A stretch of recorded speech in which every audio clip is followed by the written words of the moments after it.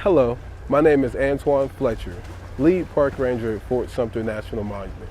Every day, I have the pleasure to bring thousands of visitors out to Fort Sumter to learn about the American Civil War.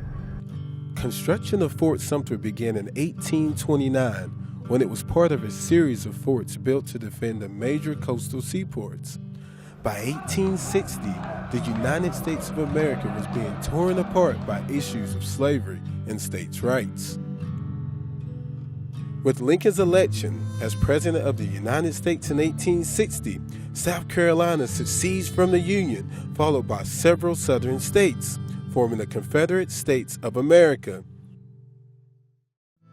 While Union troops still occupied Fort Sumter, Charleston, the city it was designed to protect, became a hotbed of rebellion as military forces gathered on the mainland and nearby islands. On April 12, 1861, 34 hours of bombardment began the Civil War.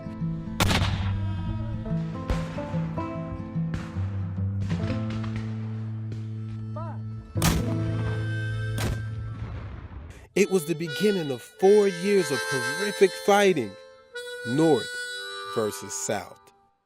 Over 600,000 lives would be lost in this tragedy. With the war nearly over, the Confederates abandoned Fort Sumter.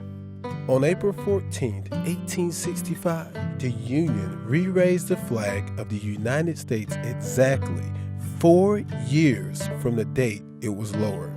The fort continued to be used by the military through World War II. In 1948, the fort was established as Fort Sumter National Monument. When you come to Fort Sumter and you walk through those doors, you feel something. You feel what they felt, whether it was a slave, a laborer, a Union soldier, a Confederate soldier. You think about the fear, you think about the hurt, you think about the sorrow, everything that they felt as soldiers and the people of Charleston during the bombardments of 1863. It's all right here. To actually see the site and be here is a totally different experience than actually reading the textbook.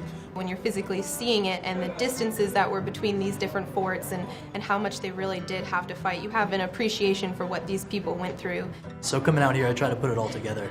You know, my brain was kind of searching for those kind of things to fill in the gaps. When it turned into a real battle, everybody was shocked.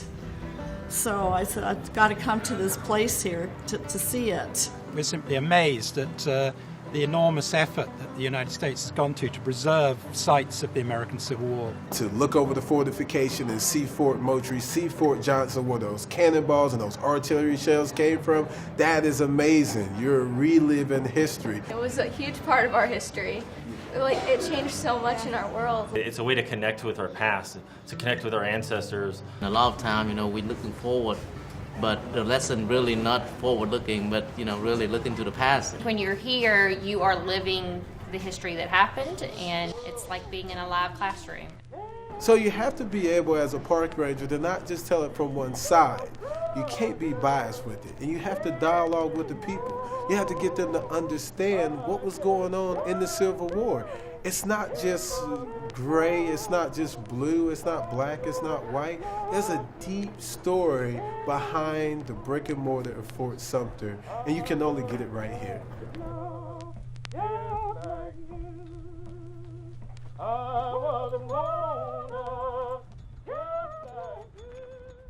The mission of the National Park service is to help preserve and protect our natural and cultural resources for this generation and for future generations to come and enjoy and explore.